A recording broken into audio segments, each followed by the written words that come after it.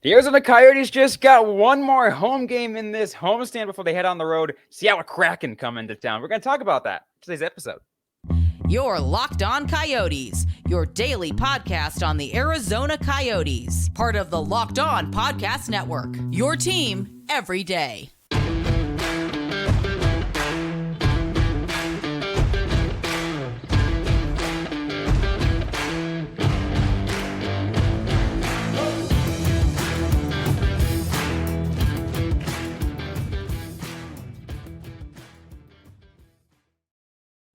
Hello and welcome to the show. Thank you for making this your first listen for Locked On Coyotes. Today's episode is brought to you by FanDuel. Make every moment more right now. New customers get $150 in bonus bets with any winning $5 moneyline bet. $150 if your team wins. Visit FanDuel.com to get started. Robyn! I am your host for the day, Matthew Jacobson, with Robyn and Matt. Robyn, the reason I'm wearing this lovely attire to protect myself from the 5G rays, because for some reason Robyn thinks it's cool that like baby monitors can sell you a subscription for the two-way radio functionality. That is the entire point of a baby monitor. So like I'm trying to protect myself from all of her high-tech mumbo jumbo, and I'm going back to VHS. Today. See the internet of everything, Matthew. No, I want analog. I want the clocks with the arms. Okay, I want everything to be battery operated. When I move into my new apartment, I'm getting a smart lock that's gonna automatically, like, I can unlock and lock my apartment from my phone. That means anyone can hack it. Are you kidding me? No, I want the old school locks, the old school like the big keys. Anyway, this bit's gone on for too long. But Robyn, you're wrong. If you are okay with your house being as connected as like my sister's, for example, where they have cameras in the living room and outside, and okay, Google, put the baby's room at 30% brightness. No, bad.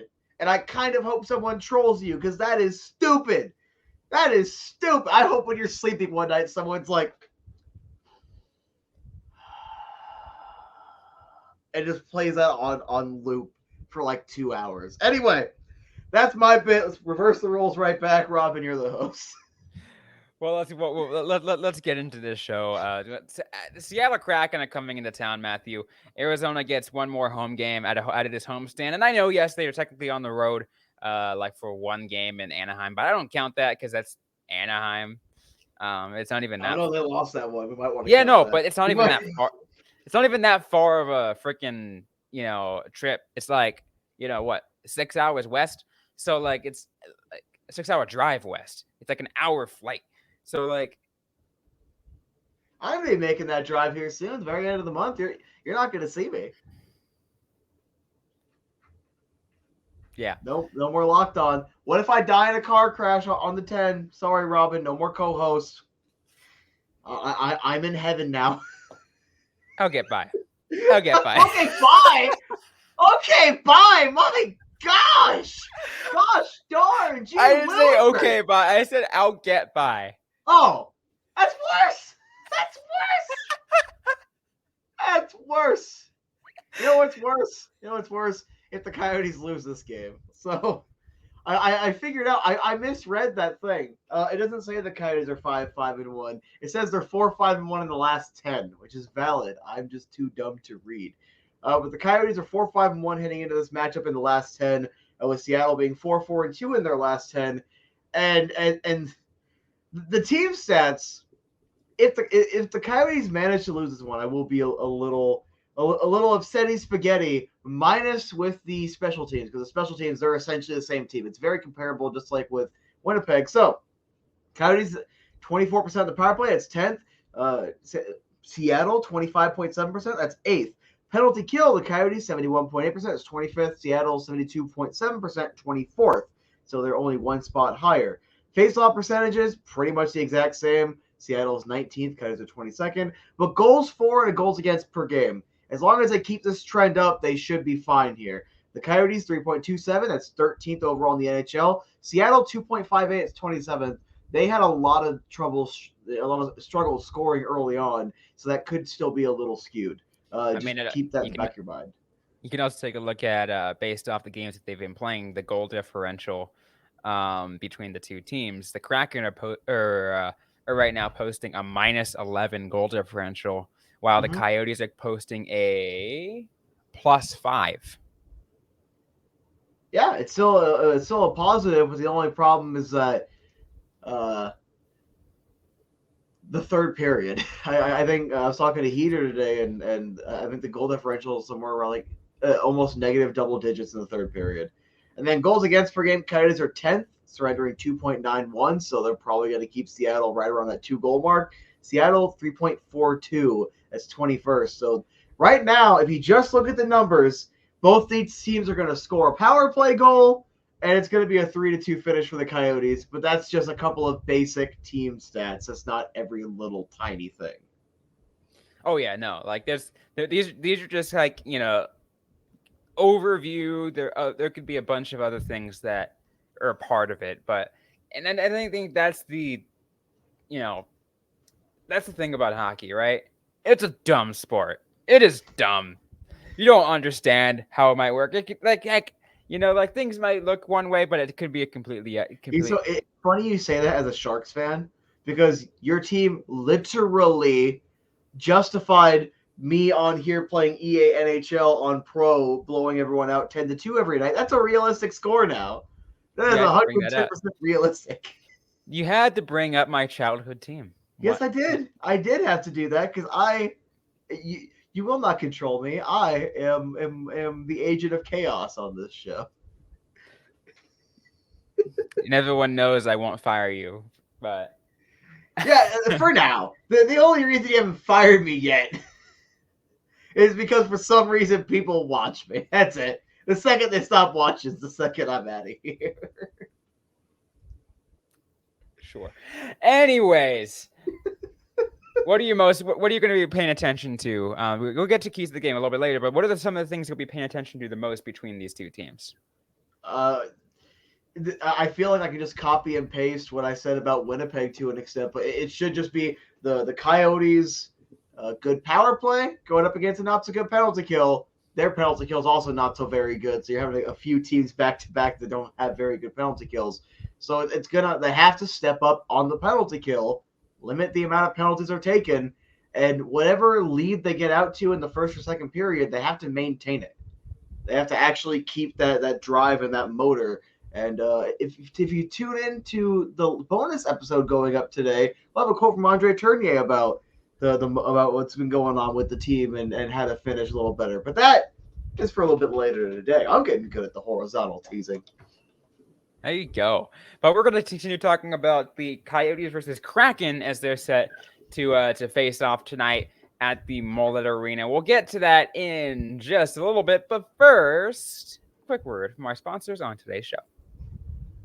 And today's show is brought to you by FanDuel. Score early this NFL season with FanDuel, America's #1 sportsbook. Right now, new customers get $150 in bonus bets with any winning $5 money line bet. Ah, exciting! That's $150 if your team wins. If you've been thinking about joining FanDuel, there's no better time to get into the action. The app is easy to use with a whole wide range of betting options from spreads, player props, over-unders, and more. Visit FanDuel.com/lockedon and kick off the NFL season. FanDuel, official partner of the NFL. All right, let's continue this episode of Locked On Coyotes. Once again, we want to thank everyone for making this show your first listen every day. We're free and available everywhere you get your podcasts. Yes, and that does include YouTube.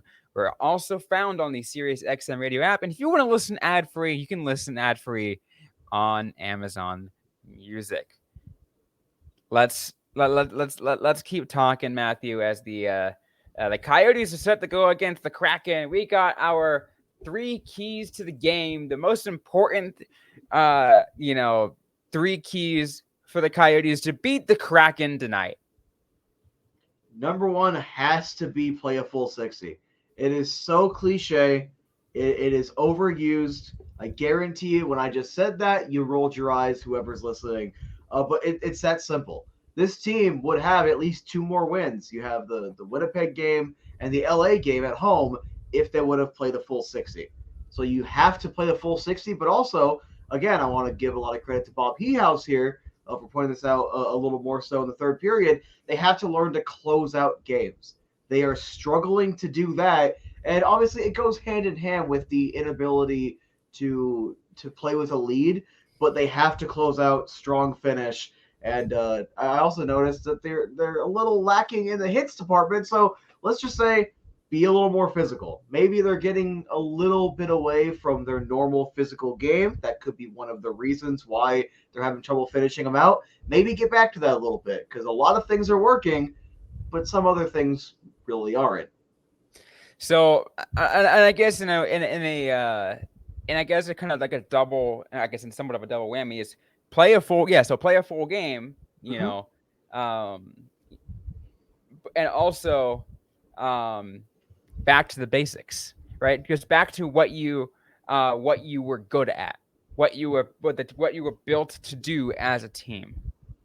Yeah, 100%. As a content creator, I can tell you right now, the amount of times I've tried to do things a little different, overextend a little bit, you get a little stressed out. You kind of put maybe a little too much pressure on yourself. You're overthinking. If you just get back to the basics, it helps you think a lot more clearly.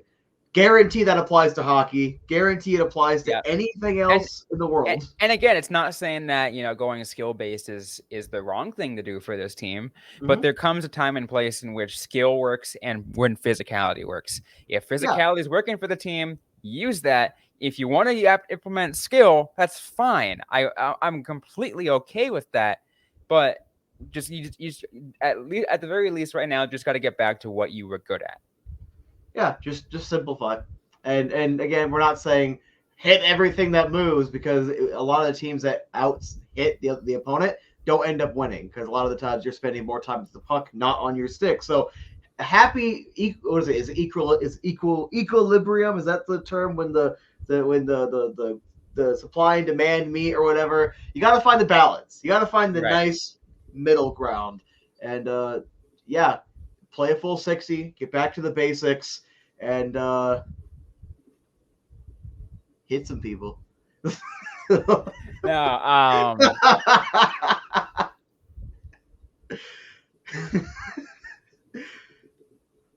but that's kind of it that they're struggling with because they're still scoring consistently.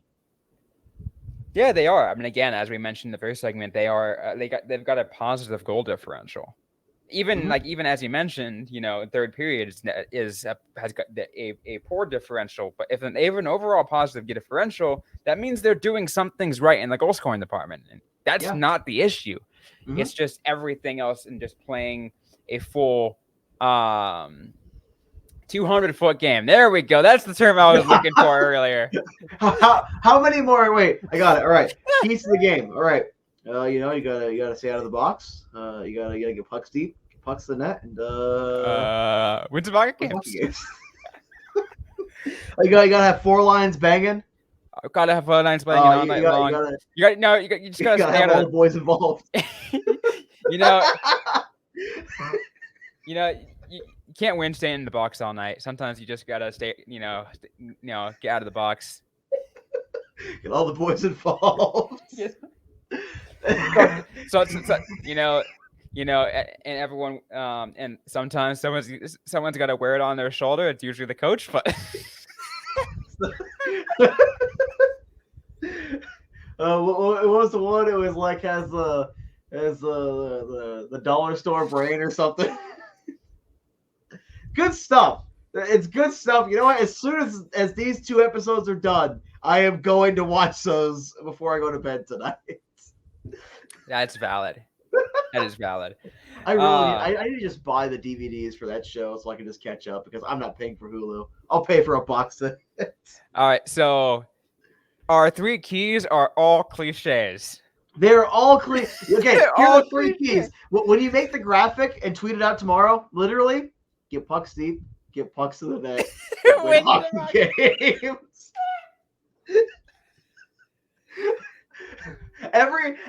Here's a new thing. I'm establishing it right now. Every single time at least 2 of the 3 of the keys to the game are cliches, we are going to take 3 random points from those interviews and put them in word for word as the keys to the game. That is it. That is now what we're doing on this show. Because Letterkenny is 10 out of 10, even though it wasn't technically Letterkenny. It was just the people involved with it. But 10 out of 10. There we go. Anyways, anything else before we move on to our picks of the game? Get pucks deep. Get pucks to the net.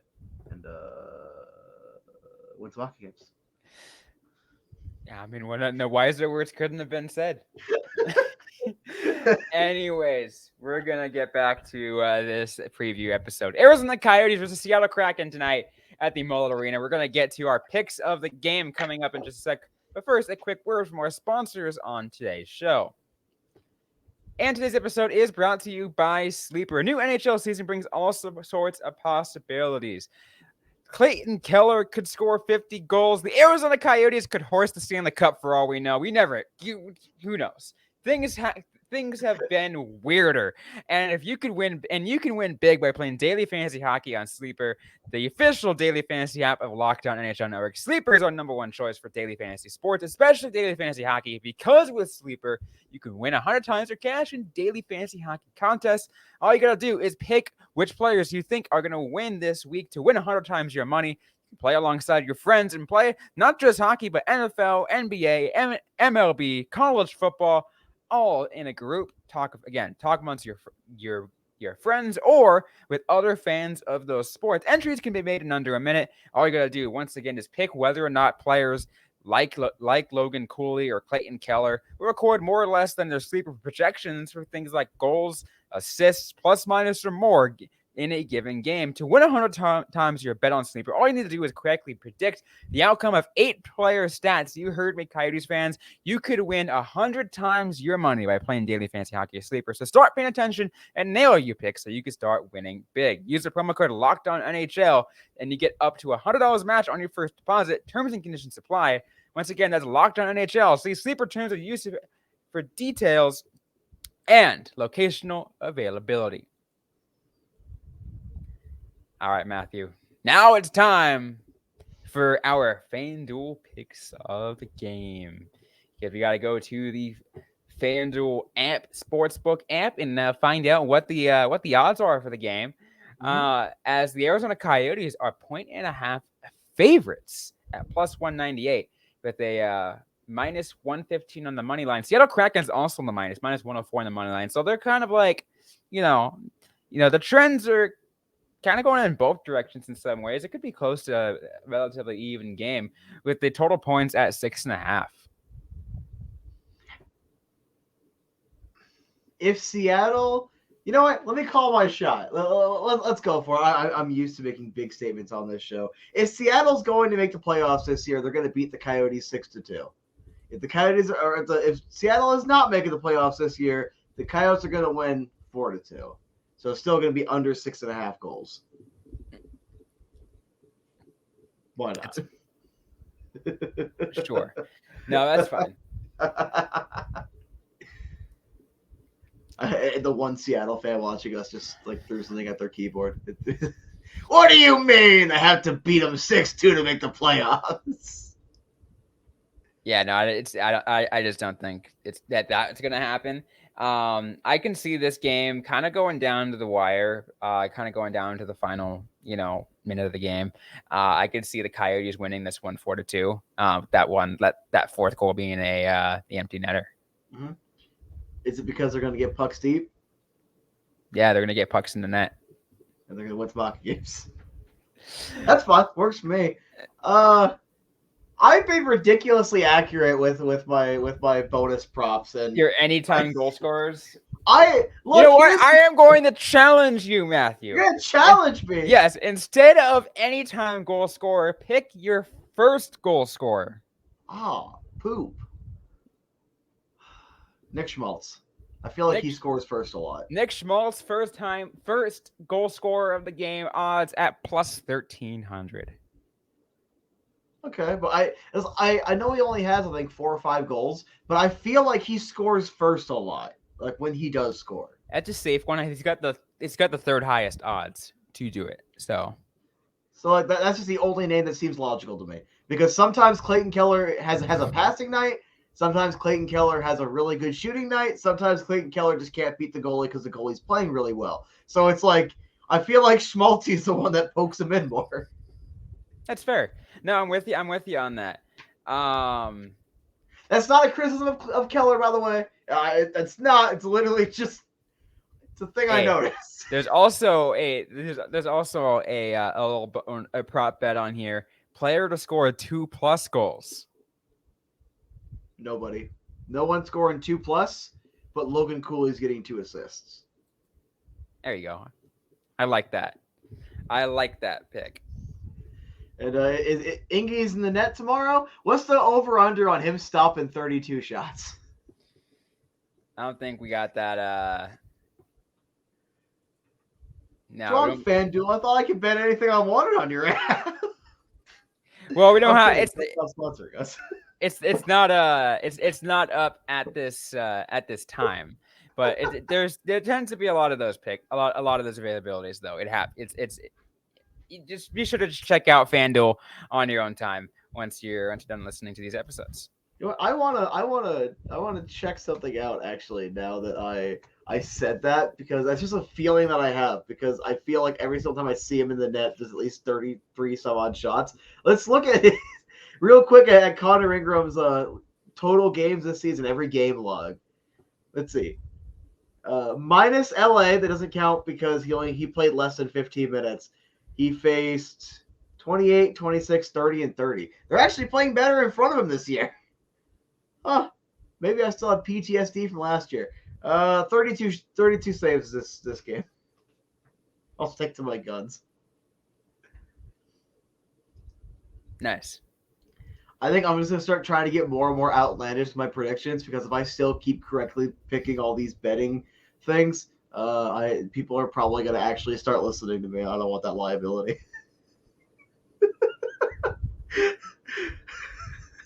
But there can be sports guys said they were going to the playoffs this year. I bet my mortgage. But here's the thing, though.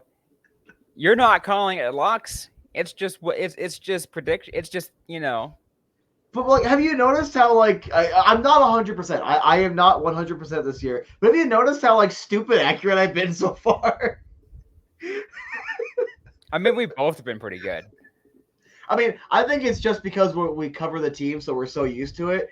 Like, we were literally like back in 2018-19 when I was my first year covering the team. I watched this team so much that the couple of games I couldn't watch, or if I was working and doing whatever, I could look at the final score, look at the shots, and with like a 95% accuracy tell you what happened in that game.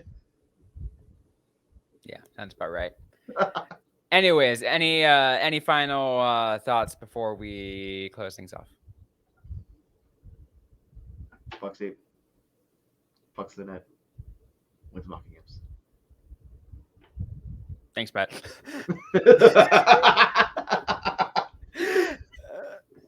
You bet. Someone's got to wear it.